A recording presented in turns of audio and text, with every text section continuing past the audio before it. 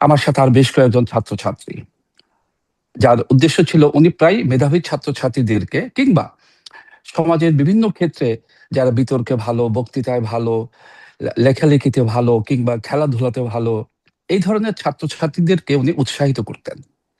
সেই দিক থেকে যেহেতু ৭৮ সালে আমি বিভিন্ন ক্ষেত্রে অর্থাৎ বক্তৃতায়, বিতর্কে, আবৃত্তি কিংবা অন্যান্য কিছু আইটেম সেগুলোতে জাতীয় মান অর্জন করার জন্য উনি আমাকেও তাদের মধ্যে থেকে বেছে নিলেন এবং আমাকেও সম্বর্ধনা যে তালিকা তৈরি করা হলো সেখানে অন্তর্ভুক্ত করেছিলেন।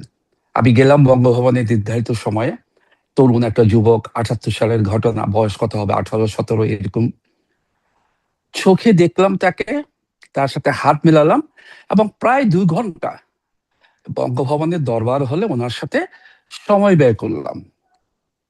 আমার জন্য অবশ্যই এটি একটি স্মৃতি রোমাঞ্চকর ঘটনা। তার কারণ আমরা অনেকেই ওনার রাজনীতি করছেন এখন, কিন্তু তাকে দেখেনি। কিন্তু আমি ওনার রাজনীতি করিনি, কিন্তু তাকে দেখেছি। এবং একজন সেনা কর্মকর্তাকে দেখার পরে হয়তো আমার মনেও তখন এসেছিল এরকম একজন সেনা কর্মকর্তা হওয়া যায় কিনা। এগুলো একটি ঘটনা। আরেকটি ঘটনা ১৯৮০ সালে যখন উনি রাষ্ট্রপতি এবং একদিন ইউনিভার্সিটিতে ওনার যাওয়ার কথা, উনি গেলেনও, কিন্তু অনেক বাধা বিপত্তি অতিক্রম করে তাকে যেতে হয়েছে, কিন্তু উনি ভয় পাননি। উনি ছাত্রদের মাঝে গিয়ে হাজির হয়েছিলেন। সেদিন আমি সেখানে উপস্থিত ছিলাম এবং দেখার সুযোগ হয়েছিল অকুতোভয় একজন সৈনিক কি করে একজন রাজনীতিবিদ হিসাবে ছাত্রদেরকে আহ ছাত্রদের সম্মুখীন হলেন এবং তাদের সাথে কথা বলে উনি আবার নির্বিঘ্নে ফিরে আসলেন। জি। আপনি আমি এই দুটো স্মৃতি সুখস্মৃতি রোমন্থন করছিলেন। কিন্তু সেই নৃশংস আমি স্মৃতির আমি কথাটাই আসি। যে তখন আপনি আসলে কি অবস্থানে ছিলেন? আপনি কি তখন সেনা কর্মকর্তা মানে সেনাবাহিনীতে যোগ দিয়েছেন কিনা? আমি আসছি সেই কথায়। এরপরে আমি ১৯৮০ সালে যে ঘটনাটা বললাম, ৮০ সালেই আমি সেনাবাহিনীতে যোগ দেই। আমি সেনাবাহিনীতে যোগ দিই এবং উনি যখন শহীদ হন, হুম। ৮১ সালের ঘটনা, আমি তখন ইতিমধ্যেই সেনাবাহিনীতে যোগ দিয়ে বাংলাদেশ মিলিটারি একাডেমিতে ক্যাডেট হিসাবে প্রশিক্ষণ নিচ্ছিলাম। প্রশিক্ষণরত অবস্থায় আমরা খবর পেলাম, আমাদের তো খবর পাওয়ার কোনো মাধ্যম ছিল না। আমরা যেহেতু ক্যাডেট ছিলাম, আমাদের যারা প্রশিক্ষক ছিলেন আমাদেরকে ডেকে পাঠালেন একটা হল রুমে এবং ডেকে নিয়ে বললেন বাংলাদেশে এই ধরনের একটা ঘটনা ঘটেছে যেটা দুঃখজনক, এবং জানলাম উনি নিহত হয়েছেন বা শহীদ হয়েছেন কিছু বিপদগামী সেনা কর্মকর্তাদের হাতে। তখন কি এটা ছিল আপনারা জেনেছিলেন যে বিপথগামী সেনা কর্মকর্তারা কারা? তখন কি সেটি মানে আ এমন তো খুব যে গোপন বিষয় এরকমটা না। অনেকেই সেনাবাহিনীর কর্মকর্তারাই ছিলেন সেখানে মানে যুক্ত ছিলেন। ফলে তখন কি জেনেছিলেন যে কারা ছিলেন, কি ছিল অবস্থা? আর তখন জানার খুব একটা সুযোগ আমাদের ছিল না, কারণ তখন তো গণমাধ্যমের এই ধরনের ব্যাপকতা ছিল না। হুম। আর প্রশিক্ষক যারা থাকে, প্রশিক্ষণরত অবস্থায় যারা থাকে তাদের মিডিয়ার কাছে এক্সেসটা অত থাকবে না, তার কারণ তারা প্রশিক্ষণ নিয়ে ব্যস্ত থাকে। সুতরাং আমাদের জানার কোনো সুযোগ ছিল না। আমরা ডানে বামে গেজ করে যা শুনছিলাম, তখন আসলে এই ধরনের নামগুলো আমাদের কানে আসেনি বা আমাদের জানার সুযোগও ছিল না। তবে একদিন দেখলাম যে মিলিটারি একাডেমিতে উনি নিহত হওয়ার পরে একদিন মধ্যরাতে দেখলাম অনেক সামরিক বাহিনীর গাড়ি এসে একাডেমিতে ভরে গেছে। তো যেহেতু দেখলাম ওটা, আমরা ক্যাডেট, আমাদের মধ্যে একটু ভীতির সঞ্চার হলো। আমাদের প্রশিক্ষকরা তখন আমাদের কাছে আসলেন এবং বললেন যে তোমরা কখনো ভয় পাবে না, এটা সামরিক বাহিনীর আভ্যন্তরীণ একটা বিষয় হচ্ছে, তোমাদের জানারও কিছু দরকার নেই, তোমাদের ভয় পাবারও দরকার নেই। কিন্তু আমরা সারা রাত গাড়িগুলো সেখানে দেখলাম এবং আমাদের কমান্ডেন্ট তখন ছিলেন ব্রিগেডিয়ার হান্নান শাহ, যিনি পরবর্তীতে বিএনপিতে যোগ দিয়েছিলেন এবং একজন শীর্ষস্থানীয় নেতা হয়েছিলেন। উনি পরবর্তীতে শুনেছি চাকরির জীবনে যে মধ্যস্থতাকারী হিসেবে ঢাকার সাথে উনি যোগাযোগ রক্ষা করছিলেন। মানে কিসের মধ্যস্থতাকারী? আহ, যে বিদ্রোহটা হয়েছিল, আচ্ছা। সে বিদ্রোহটা যখন সফল হচ্ছিল না, তো সেই সফল না হওয়ার কারণে ঢাকার সাথে একটা নেগোসিয়েশন হওয়ার জন্য, নেগোসিয়েশন তৈরি করার জন্য একটা মধ্যস্থতাকারী দরকার। সেই মধ্যস্থতাকারী হিসাবে ব্রিগেডিয়ার আন্দান শাহ, এই মেজর বিদ্রোহের জেনারেল উদ্দেশ্য কি ছিল? মানে ব্যর্থ কেন বলা হচ্ছে? আর কি হলে সফল বলা হতো? সফল হতো, যেকোনো বিদ্রোহী সফল হবে তখন যখন যারা বিদ্রোহকারী তারা যদি ক্ষমতা দখল করতে পারে। আর সেই ক্ষমতা তারা যদি দখল করতে না পারে তাহলে তারা ব্যর্থ। তারা তো সেই ক্ষমতা দখল করতে পারেনি, সুতরাং এটা একটা বিদ্রোহী, যে বিদ্রোহটা ছিল সেটা একটা ব্যর্থ বিদ্রোহী ছিল। আচ্ছা। বিদ্রোহ প্রসঙ্গে আরেকটু জানবো। কিন্তু আমাদের মাননীয় স্বরাষ্ট্রমন্ত্রী এই মানে মেজর মোজাফফরকে গ্রেপ্তার এবং তাকে সেনা আ হেফাজতেই আবার সমর্পণ করার বিষয়ে তিনি কথা বলেছেন সম্প্রতি। তিনি বলেছেন যে অবসরপ্রাপ্ত মেজর। তিনি কি মানে অবসরপ্রাপ্ত? তিনি হত্যাকাণ্ডের পরে তার কোর্ট মার্শাল হলো বলে জেনেছি, দণ্ডপ্রাপ্ত এবং তারপরে পলাতক। এই অবস্থায় কি তিনি স্বাভাবিক প্রক্রিয়ায় অবসর নিয়েছিলেন? না, উনি তো আর অবসর নেননি। উনি তো পালিয়ে গেলেন ঘটনাস্থল থেকে, উনি বিদ্রোহের পরে পালিয়ে গেলেন। হুম, অর্থাৎ ওনারা যখন পালাচ্ছিলেন, মেজর জেনারেল মঞ্জুর এবং তার সাথে আরো কিছু অনুগামী, lieutenant colonel Motiur Rahman, major Khaled, captain Monir, আরো কয়েকজন যারা পালিয়ে যাচ্ছিলেন, তাদের মধ্যে উনিও একজন ছিলেন।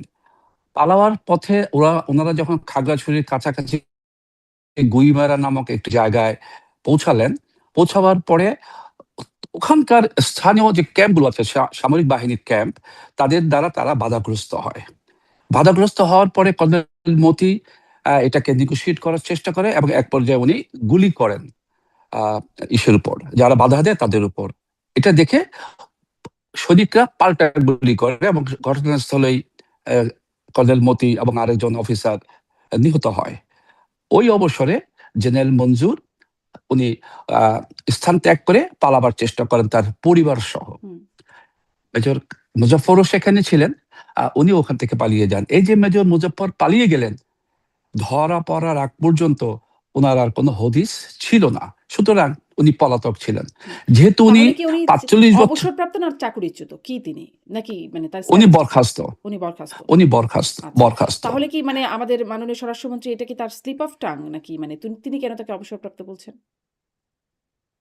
আসলে আমি এই ব্যাপারে মন্তব্য করব না, এটা ওনার স্লিপ অফ টাং কিনা। সত্যটা হচ্ছে উনি বরখাস্ত। আচ্ছা। তারপরে তিনি মানে আম ও আ আমরা যেটা দেখেছি মানে জেনেছি আরকি পরবর্তীতে যে সেই ঘটনার একটা আ যেটা কোর্ট মার্শাল হয়েছিল সেখানে ১২ জনকে মৃত্যুদণ্ড দেয়া হয়েছিল। মাত্র ১৯ দিনের একটা বিচার সম্পন্ন করে ১২ জনকে মৃত্যুদণ্ড দেয়া হয়েছিল। মেজর মোজাফফর সহ হয়তো একাধিক পলাতকও ছিলেন সেখানে।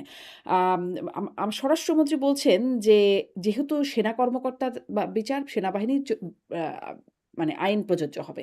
আ এই বিষয়টা আসলে কি বলবেন? মানে তাকে আসলে সেনাবাহিনীর কাছেই সমর্পণ করা হলো, আ সেনা আদালতেই তার বিচার হতে হবে। বিষয়টা কি মানে সেনাবাহিনীর বিষয়টা কি এরকমই? আমি একটু বলি, সেনাবাহিনীর একটা নিয়ম আছে। নিয়মটা হচ্ছে উনি কিন্তু পালিয়ে গেলেন। তো পালিয়ে যাওয়ার কারণে একটা অফিসার কিংবা ইভেন সৈনিক যখন পালিয়ে যায়, তার জন্য অপেক্ষা করা হয় একটা নির্দিষ্ট সময় পর্যন্ত, ৬০ দিন, ৬০ ডেজ। এই সময়ের মধ্যে সে অফিসার কিংবা সৈনিক যদি ফিরে না আসে, তখন তাকে ডেজার্টার ঘোষণা করা হয়, অর্থাৎ পলাতক। অর্থাৎ তারপরে তখন তার নামে ওয়ারেন্ট বের হয় এবং সেই ওয়ারেন্ট বিভিন্ন থানায় চলে যায় যে তাকে যদি আপনারা পান, তাকে গ্রেপ্তার করে সামরিক বাহিনীর কাছে হস্তান্তর করবেন। এটা হচ্ছে নিয়মের কথা। হুম, সেই নিয়ম ধরেই মেজর মুজাফফরকেও পলাতক ঘোষণা করা হয়েছিল, যেহেতু উনি কর্মস্থলে অনুপস্থিত ছিলেন। ৬০ দিনের বেশি যখন পার হয়ে গেল, তখন তাকে ডেজার্টার ঘোষণা করে দেওয়া হলো। এখন যেহেতু সে ধরা পড়েছে, সামরিক বাহিনীর নিয়ম অনুযায়ী সে বরখাস্ত হোক আর যাই হোক, সে তো ডেজার্টার। সুতরাং সামরিক বাহিনীর কাছে তাকে হস্তান্তর করতে হবে, এটা নিয়মের একটা অংশ। সেই ধারাবাহিকতায় মেজর মুজাফফরকে সেনাবাহিনীর কাছে বা সামরিক বাহিনীর কাছে হস্তান্তর করা হয়েছে এবং তাকে একটা নির্দিষ্ট প্রক্রিয়ার মধ্য দিয়ে যেতে হবে তার এই ফর্মালিটিস গুলো পুরো করার জন্য। এটা করতে গিয়ে এখন তাকে যদি ইন্টারোগেশন করা হয়, জিজ্ঞেস করা হয় কোনো কথা, সেটা হচ্ছে তদন্তেরই একটা অংশ, কারণ আচ্ছা। তাকে তো ডেজার্টার কিন্তু ঘোষণা জি, করতে হবে ঘোষণা করতে হবে। অফিসিয়ালি। মানে কিন্তু এই যে সেনাবাহিনীর কাছে হস্তান্তর করতে হবে তার বিচার মানে মাননীয় স্বরাষ্ট্রমন্ত্রী যেটা বলছেন যে সেনাবাহিনীর সদস্যদের বিচার সেনা আইনেই হতে হবে। তারই একটা ব্যাখ্যা আপনার কাছ থেকে শুনছিলাম। কিন্তু ধরেন সম্প্রতি যে গুম সংক্রান্ত অপরাধে তাদেরকে তো সবাইকে তো আসলে আন্তর্জাতিক অপরাধ ট্রাইব্যুনালেই তাদের বিচার করা হচ্ছে। সেখানে তো আ সেনাবাহিনীর কর্মকর্তারা ফলে সেনা আইনে বিচার করতে হবে। এই আইনটা খাটলো না কেন তাদের বেলায়? প্রেক্ষাপটটা কিন্তু ভিন্ন। প্রেক্ষাপটটা হচ্ছে আমি আবারও বলছি, মেজর মোজাফফর পালিয়ে গিয়েছিলেন। হুম, পালিয়ে গিয়ে যাওয়ার পরে ধরা পড়েছেন। ধরা পড়ার পরে তাকে ডিজার্টার ঘোষণা করা হয়েছে যেহেতু, হুম, সেটার অফিসিয়াল কার্যক্রম সঠিক করার জন্য তাকে দরকার সেনাবাহিনীর, এবং সেই কারণেই এটা নিয়মের মধ্যেই পড়ে। সেই কারণেই মেজর মোজাফফরকে সেনাবাহিনীর কাছে হস্তান্তর করা হয়েছে, এবং একটা প্রক্রিয়ার মধ্য দিয়ে এই প্রক্রিয়াটা সম্পন্ন করা হবে যে উনি বরখাস্ত এবং পলাতক ছিলেন, তাকে পাওয়ার পরে এই প্রক্রিয়াটা সম্পন্ন হলো। হুম। এখন যেহেতু উনি একজন খুনি হিসেবেও চিহ্নিত, সেহেতু আমরা হয়তো এই প্রশ্নটা তুলছি যে কেন সেনাবাহিনীর কাছে দেওয়া হলো। সেনাবাহিনীর কাছে তাকে দেওয়া হলো প্রাথমিক কারণ হচ্ছে ওনার উনি পলাতক ছিলেন।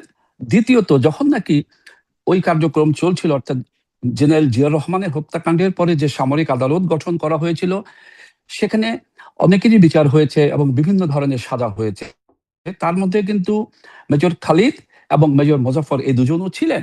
কিন্তু মেজর খালিদ পালিয়ে যায়, মেজর মোজাফফর পালিয়ে যায়, যার ফলে তাদের বিচার সম্পন্ন করা যায় না।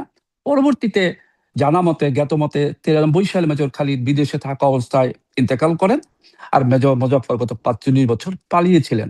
সুতরাং সেনাবাহিনীর নিয়মের বহির্ভূত কোনো কিছু অংশ এটা না যে তাকে হস্তান্তর করা হয়েছে, এবং সেনাবাহিনীর নিয়ম মানে তো দেশেরই নিয়ম। জি, তা তো বটেই।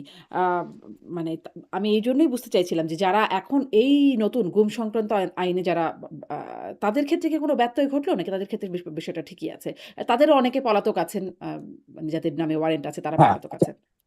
জি। তাদেরকে কি যেরকম আপনি হয়তো সেনাবাহিনীতে হস্তান্তর করতে হবে নাকি আদালতে?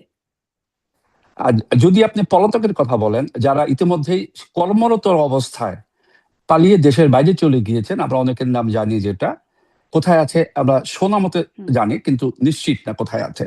তারা যদি কখনো দেশে ফিরে আসে স্বেচ্ছায়, কিংবা তাদেরকে ধরে নিয়ে আসা হয়, তখন তাদেরকে কিন্তু প্রাথমিক যে আহ, সাজাটা, হুম, প্রাথমিক যে প্রক্রিয়াটা সেনাবাহিনীর মাধ্যমে করতে হবে। তার কারণ 60 দিনের অধিক হয়ে গেলে তাকে ডেজার্টার ঘোষণা করা হয়।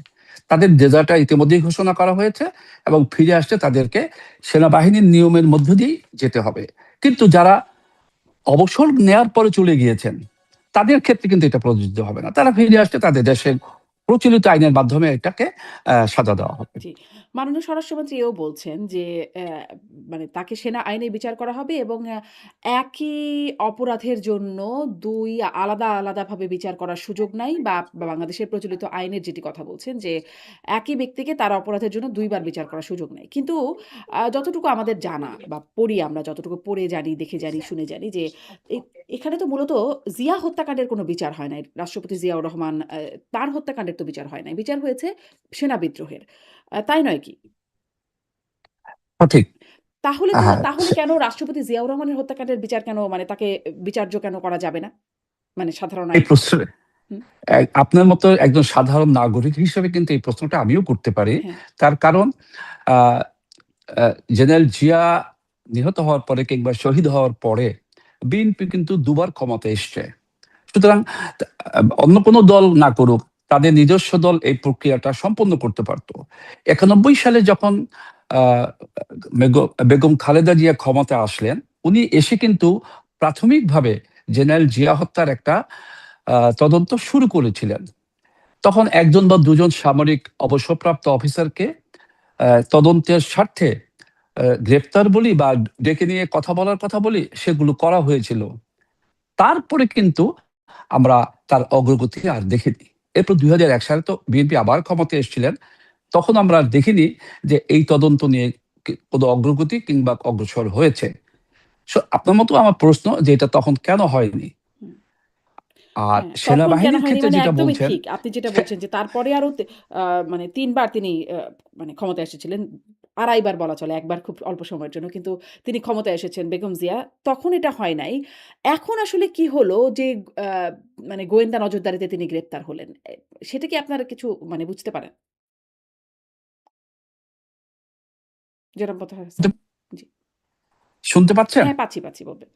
আচ্ছা, আপনি যে প্রশ্ন করলেন যে এরপরে কেন এটা হয়নি, এটা আসলে ৩ বার বলবো না, ২ বার। হুম, ২০০১ সাল, আচ্ছা। আর ওদিকে ছিল 1991 সাল, মাঝখানে 96 সালে ৯৬ তো অল্প সময়ের জন্য। হুম, প্রশ্ন হচ্ছে যে সেনা বিদ্রোহ যেটা হয়েছিল এটা একেবারে ঠিক ছিল, কারণ তারা জেনারেল জিয়াকে হত্যা করেছে। কিন্তু হত্যা করার সময় তো তারা সরকারের বিরুদ্ধে বিদ্রোহ ঘোষণা করেছে। তাদের উদ্দেশ্য ছিল বিপ্লবী পরিষদ গঠন করা। সুতরাং সেনাবাহিনীর নিয়মে তো এই ধরনের কোনো নিয়ম নেই। সুতরাং তারা বিদ্রোহী। এই বিদ্রোহীদের বিচার করেছে সেনা আইনে। সুতরাং সেটা সেদিক থেকে ঠিক আছে। যাদের বিচার করেছে তারা কতটুকু সম্পৃক্ত ছিল, তাদের কতটুকু যোগ সাজস ছিল, সেটা যারা বিচারকের ভূমিকায় ছিলেন তারা বলতে পারবেন। কিন্তু বিচারটা ঠিক ছিল যে যে কথা বলে বিচার করা হয়েছে যে তারা বিদ্রোহী। বিদ্রোহীদের সেনা আইনে বিচার করার এখতিয়ার সেনা আইনে দেওয়া হয়েছে এবং সেগুলা সাংবিধানিকভাবে স্বীকৃত। জি। কিন্তু তারপরে মানে আমার প্রশ্নটা এই প্রশ্নটা আপনিও করছেন। কিন্তু কোনো উত্তর মেলে? রাজনীতিবিদ, আপনি গণমাধ্যমেও কাজ করেছেন একটা বড় সময়। ফলে অনেকের সাথে কথা বলবার সুযোগ হয়েছে, জানবার সুযোগ হয়েছে। কেন এই বিষয়টাকে ধামাচাপা দেয়া হলো? ধরেন আপনিও বলছেন যে ২ বার অন্তত তারা ক্ষমতায় এসেছে, বেগম জিয়ার নেতৃত্বে সরকার গঠন করেছে। কেন তখনও হয় নাই? আ মানে এই বিষয়টাকে এড়িয়ে যাওয়া কেন? একটা বিচার বিভাগের তদন্ত কমিশনও গঠন হয়েছিল। সেই কমিটিও কখনো মানে রিপোর্টও কখনো আলোর মুখ দেখে নাই। আ কেন এই ধামাচাপা দেওয়ার কাজটা কেন হলো? আপনার এই প্রশ্ন উত্তরে আমি বলবো যে মেজর মোজাফফর এখন গ্রেপ্তার হয়েছেন। উনি দীর্ঘদিন পলাতক ছিলেন। যেহেতু ওনাকে গ্রেপ্তার করা হয়েছে, একজন জীবন্ত সাক্ষী হিসেবে এখন শুধুমাত্র উনিই আছেন, আর কেউ নেই। আমরা একটু অপেক্ষায় আছি এখন যে ওনার কাছ থেকে কোনো তথ্য বের হয়ে আসে কিনা। তার কারণ উনি জেনারেল মঞ্জুরের একজন ঘনিষ্ঠ সহযোগী ছিলেন। যদিও উনি মেজর ছিলেন, বাট হুম, একজন ঘনিষ্ঠ সহযোগী ছিলেন। একটা বিদ্রোহ যখন সম্পাদিত হয় তখন সবাই পরিকল্পনা না জানলেও কিছু কিছু লোক সেই পরিকল্পনার অংশীদার হয়, না হলে তো পরিকল্পনাটা সফল হবে না। সেই ক্ষেত্রে মেজর মোজাফফর পরিকল্পনার অংশ কতটুকু ছিলেন, হুম। কতটুকু জানতেন, এবং ওনার পেছনে কি শুধু সামরিক শক্তি কাজ করেছে নাকি কোনো রাজনৈতিক কিংবা আন্তর্জাতিক শক্তি কাজ করেছে, এটা এখন বের হয়ে আসার সময় হয়ে গিয়েছে। আমি বিশ্বাস করি, আপনি বিশ্বাস করেন, আমরা সবাই বিশ্বাস করি, মেজর মোজাফফরের মাধ্যমে আপনি যে প্রশ্নের উত্তরগুলো আমরা পেয়ে যাব। জি। কিন্তু এটা পেতে হবে, আমাদের কিন্তু দরকার। ধরেন আমরা কি করে আসলে এই বিশ্বাসটা করতে পারি সেটা নিয়ে প্রশ্ন। কারণ সেই তখনও ধামাচাপা দেওয়া হলো ১২ জনকে, সাথে ১৯ দিনের মধ্যে মৃত্যুদণ্ড দিয়ে একদম বিচার কাজ সম্পন্ন করে ফেলা হলো বিদ্রোহের। জেনারেল মঞ্জুর, তাকেও নিয়ে এসে পুলিশের হাত থেকে নিয়ে এসে সামরিক হেফাজতে তাকে হত্যা করা হলো তাকেও। তারপরে এই যে দফায়, দফায় ক্ষমতায় আসলো বিএনপি, তখনও এটার কোনো বিচার হলো না। বিচার বিভাগের তদন্ত কমিটি কোনো আলোর মুখ দেখল না। এখনো আবার সেই সেনাবাহিনীর কাছেই হস্তান্তর করা হয়েছে মেজর মোজাফফরকে। যেই সেনাবাহিনী এতদিন বিষয়টা চেপে গেছে। কেউ মুখ খোলেনি। নিশ্চয়ই কেউ না কেউ ছিল, দেখেছে, জেনেছে, কোন রকম মুখ খোলেনি। তো এখনো যে ধামা চাপাই দেয়া হবে না, তার নিশ্চয়তা কি? কিভাবে বিশ্বাস করব যে আসলে তার নিশ্চয় প্রকাশ হবে? আমি বিশ্বাস করি যে তখন যে সেনাবাহিনী ছিল, অর্থাৎ তাকে যারা মেরেছে জেনারেল মঞ্জুরকে, তারা ছিল সে বিদ্রোহীর অংশীদার। হুম, আর এখন যারা সেনাবাহিনীতে কর্মরত আছে তারা তো সে বিদ্রোহের কোনো অংশীদার না। তখন তাদের অনেকেরই জন্মই তো হয়নি। সুতরাং আপনার এই প্রশ্নটা অমূলক না হলেও ঘটনা সত্যি হওয়ার যথেষ্ট সন্দেহ আছে। তার কারণ এই ধরনের কাজ আর হতে পারবে না। ধামাচাপা দেওয়ার সুযোগ কম, এবং যেহেতু জেনারেল মঞ্জুরকে যারা মেরেছিল তারা তো বিদ্রোহের সাথে জড়িত ছিল। আর এখন যারা তদন্ত করছে তারা তো বিদ্রোহের সাথে জড়িত না। সুতরাং তাদের তো ভয় নেই, ভীতি নেই যে সত্য বের হয়ে আসলে যারা তদন্ত করছে কিন্তু তাদের সত্য সমস্যা বের হতে হচ্ছে পারে, সেটা তো কিংবা সেই ইভেন কোর্ট যারা মার্শাল। কর্মরত আছে। কোর্ট মার্শাল ধরেন সেনাবাহিনীর আদালতে বিচার হবে। হ্যাঁ, মানে সেগুলো তো গোপনই রাখা হ্যাঁ হয়। সেই প্রক্রিয়াগুলো হবে। তো জনসম্মুখে উন্মোচন করা হয় না। কোর্ট মার্শাল হবে না, আপনার কথা ঠিক আছে।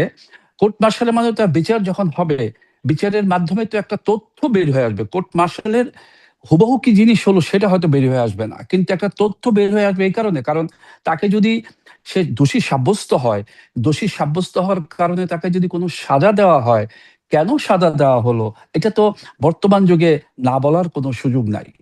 দ্বিতীয়ত এরকমও তো হতে পারে, যেটা হওয়ার সম্ভাবনা আছে বলে আমি মনে করি। কারণ দেখেন একটা জিনিস, ওনাকে না পাওয়ার পরে ইনভেস্টিগেটর তখন যারা ছিলেন তারা কি করলেন, তারা বলে দিলেন যে এই মামলার কোনো ইয়ে নেই, আহ, উম, এই মামলার কোনো গুরুত্ব নেই, হুম। গুরুত্বহীন একটা মামলা, মামলা খারিজ করে দেওয়া হলো। এবং যে মুজাফফরকে মামলা থেকে অব্যাহতি দিয়ে দেওয়া হলো। এগুলোর পিছনে তো কোনো না কোনো শক্তি কাজ করেছে। তখন সেনা পর্যায়ে যারা তো আহ, ধরেন সেই নেতৃত্বে শক্তিগুলো ছিলেন। যে এখন কাজ করছে না, মানে বারবার প্রশ্নটা এখানে আসে কারণ কি এতবার এই বিষয়টাকে ধামাচাপা দেওয়ার চেষ্টা হয়েছে, সেই একদম হত্যাকাণ্ডের পর থেকে শুরু করে কেউ বিচার কাজ করার চেষ্টাও করলো না, তখনও ধামাচাপা হলো, তদন্ত কমিটিও আলোর মুখ দেখলো না, পরপর দুইবার মানে অন্ততপক্ষে দুইবার ক্ষমতায় আসলো বিএনপি, তারই স্ত্রী হলেন প্রধানমন্ত্রী, তখনও আসলে এটা উন্মোচন করা গেল না, এখনও যখন গ্রেপ্তার হলো সাংবাদিকদের সাথে কোনো কথা বা আদালতে তোলার প্রক্রিয়া না, সেনা হেফাজতে আবার দেয়া হলো। মানে সেখানেও ঠিক ততটুকুই বক্তব্য আসবে যতটুকু আর্মি প্রকাশ করতে চাইবে, সেনাবাহিনী প্রকাশ করতে চাইবে, তার বাইরে তো আসবে না।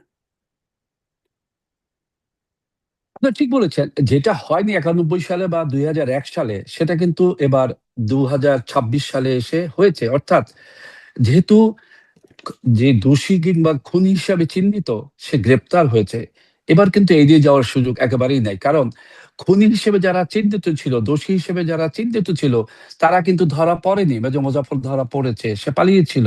সুতরাং এবার কিন্তু মেজর মোজাফফরের থেকে আমরা তথ্য পাবো না, জাতি জানবে না, এ ধরনের সুযোগ অবশ্যই কম। কিন্তু ধরা অবশ্যই কম। পড়েছেন মাত্র একজন, মেজর মোজাফফর, বাকিদের তো মৃত্যুদণ্ড তখন কার্যকর করে ফেলা হলো। আর একজন হয়তো পলাতক আছেন, তিনিও কি অবস্থায় আছেন জানা যায় না, এবং তাদেরও অনেক বয়স, তাদের স্মৃতির। না, আমি হুম। না, না, আমি আপনাকে বলেছি মেজর খালিদের কথা। হ্যাঁ। জ্ঞাতমতে উনি ইন্তেকাল করেছেন 93 সালে। তার মানে সুতরাং জীবন্ত সাক্ষী একমাত্র। একজনই আছে, মেজর মুজাফফর। তো তিনি যদি হ্যাঁ, এখন তিনি একমাত্র। যদি এখন সুতরাং সঠিক আমরা কথা এখন না তার বলেন ধরেন, হ্যাঁ, মানে যেহেতু তাকে ক্রস চেক করার সুযোগ নাই, তাহলে কিভাবে আসলে সত্য উন্মোচিত হবে? সত্য উন্মোচিত হওয়া বহুত পথ খোলা আছে, যারা ইনভেস্টিগেটর তাদের কাছে জানা আছে। আমি নিজেও যেহেতু একজন সেনা কর্মকর্তা এবং তদন্তের উপর আমার বিশেষ প্রশিক্ষণ রয়েছে, আমি সেই অভিজ্ঞতার আলোকে আমি বলতে চাই, একটা দোষী ব্যক্তি যখন বলতে শুরু করবে, তাকে ক্রস চেক করার হয়তো এখন আর সুযোগ নেই।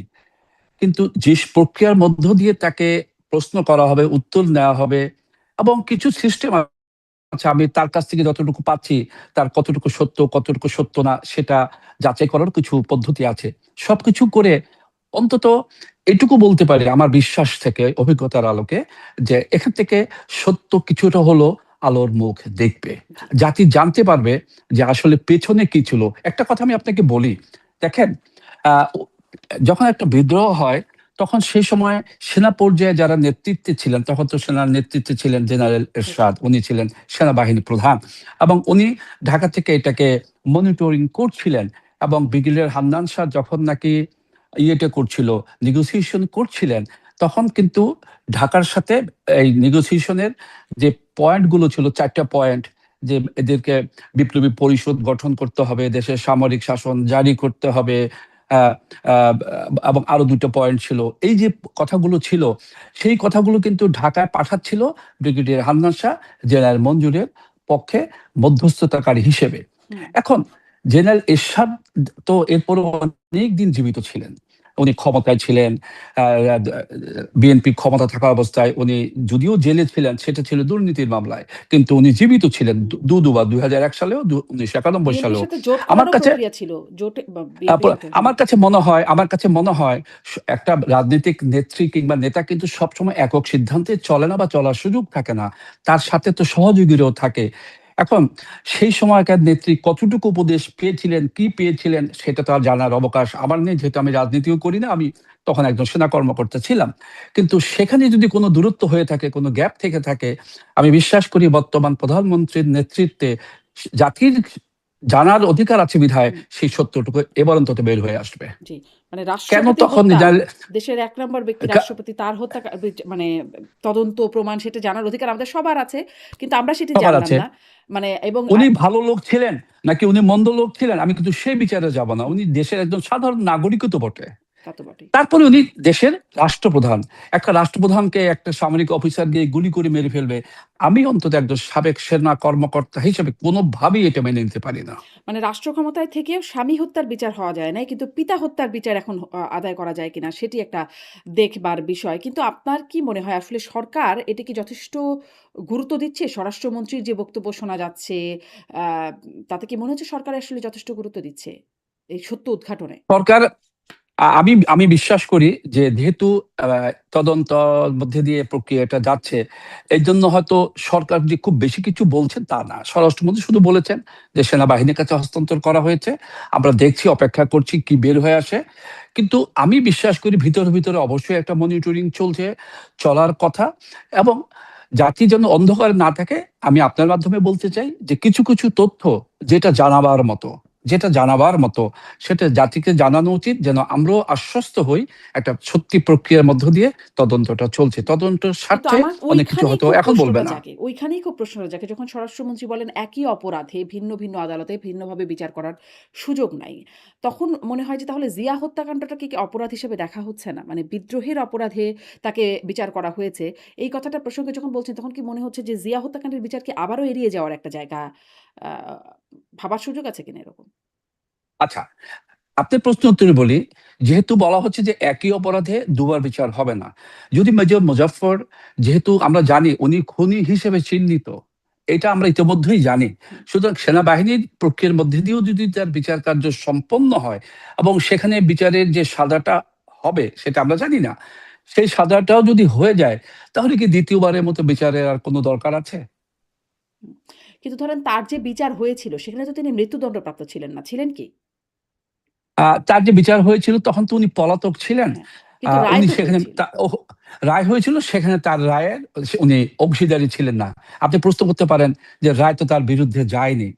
আমি আবারও বলছি, চিটাগাং এ যে বিদ্রোহটা হয়েছিল, আ এখন আমি তো আপনাকে প্রমাণ নিয়ে কথা বলতে পারব না। যেহেতু আমি দীর্ঘ ৩০ টা বছর সামরিক বাহিনীতে কাজ করেছি, সেটার আলোকে, বিভিন্ন জনের সাথে কথা বলার আলোকে, গণমাধ্যমে কাজ করেছি, সেটার আলোকে আমি যেটা বলতে চাই সেটা হচ্ছে মেজর মোজাফফর তো বিদ্রোহীদের একটা অংশ, এবং সে জীবিত, এবং সে পালিয়ে গিয়েছে।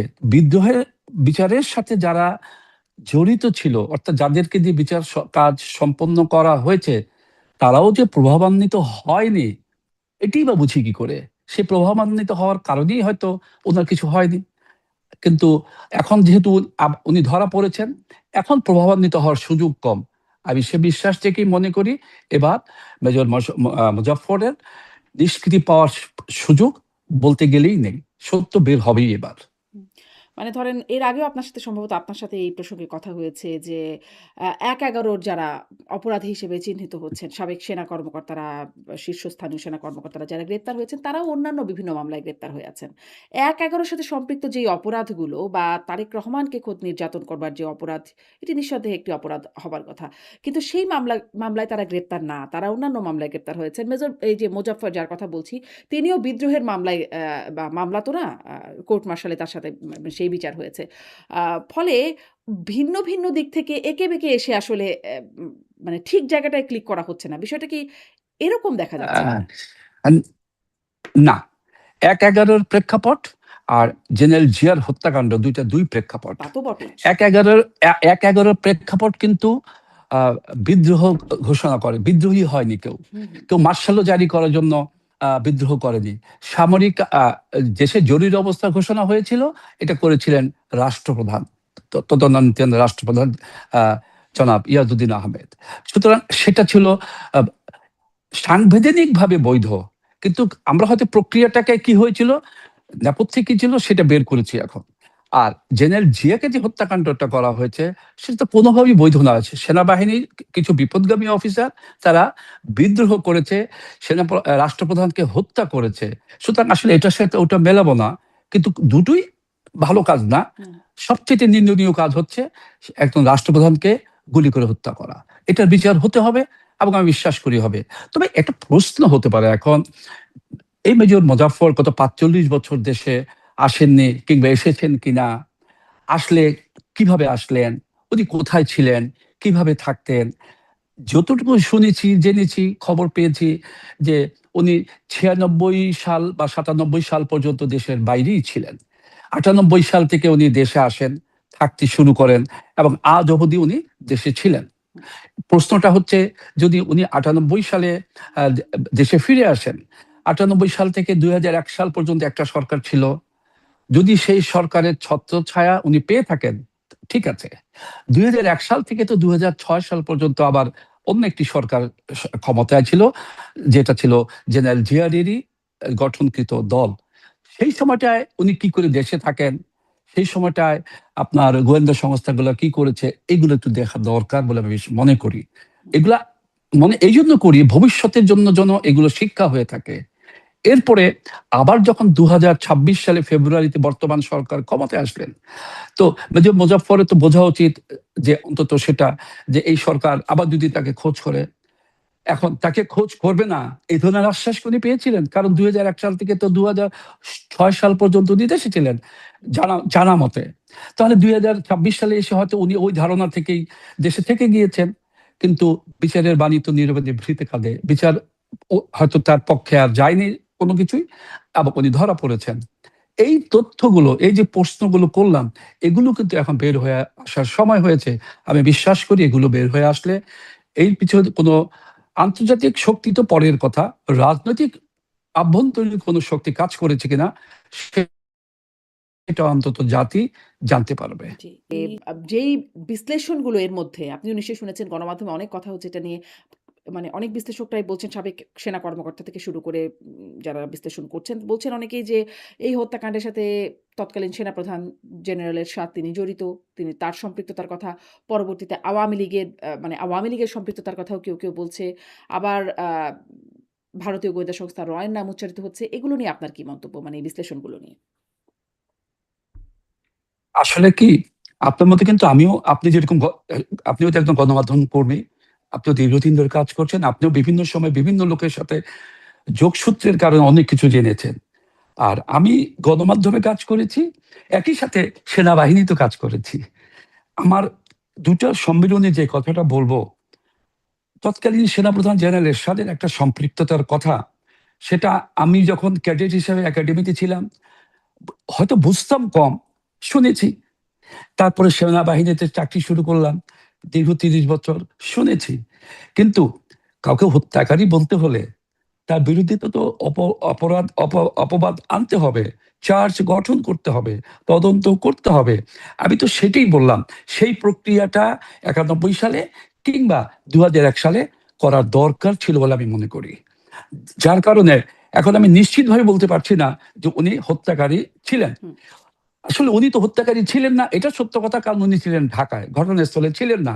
কিন্তু বিদ্রোহীকে যারা উস্কে দেয়, প্ররোচনা দেয়, প্ররোচিত করে, তাদেরকেও কিন্তু সাজা দিতে হয় বা তাদেরও সাজা হয়। তো জেনারেল এরশাদ যে সেটা ছিলেন না, এটা বলা যাবে না। তার কারণ উনি তখন সেনাপ্রধান ছিলেন। আর আরেকটা কথা হচ্ছে, আমি তো বারবার বলছি, মেজর মুজাফফর তার পিছনে কোনো রাজনৈতিক শক্তি কাজ করেছে কিনা সেটা এখন দেখার দরকার আছে। কারণ উনি 96 সালে দেশে ফিরে আসেন বা 97 সালে, তারপরে দীর্ঘ সময় ধরে উনি দেশে অবস্থান করছেন। উনি কেন, কোন শক্তির বলে একজন পলাতক আসামি যত যতই ছদ্ম আবরণে থাকুক না কেন দেশে ছিলেন, এটাও বের করতে হবে। ইনভেস্টিগেশনের কিছু নিয়ম আছে তো, হ্যাঁ, কে, কারা, কখন, কোথায়, কিভাবে, কখন, কারা, কি, এই উত্তরগুলো বের করেন। আপনি মেজর মুজাফফর কতটুকু সম্পৃক্ত ছিল হয়েছে, জাতি বিস্তারিত জানতে পারবে। জি। আর এই যে আমরা সবসময় শুনি দেশপ্রেমিক সেনাবাহিনী, সুশৃঙ্খল সেনাবাহিনী। কিন্তু আ এই বক্তব্যটার মধ্যে কি আসলে ভুল আছে? আপনিও নিজেও সাবেক সেনা কর্মকর্তা। ধরেন আমাদের ব মানে ২ জন রাষ্ট্রপতি নিহত হলেন সেনা কর্মকর্তাদের হাতে। এসব বিপথগামী সেনা কর্মকর্তা। একাধিকবার সেনা কূ হচ্ছে এরপরেও। তারপরে মানে ওই রাষ্ট্রপতি জিয়াউর রহমান হত্যাকাণ্ডের পর তো আরো অনেকগুলো হত্যাকাণ্ড হয়ে গেল তার পরপর। আ ফলে মানে এই বাহিনীটা কি খুব সুশৃঙ্খল বাহিনী? অত্যন্ত, আমি বলবো অত্যন্ত সুশৃঙ্খল বাহিনী। কেন বলবো এই কথাটা?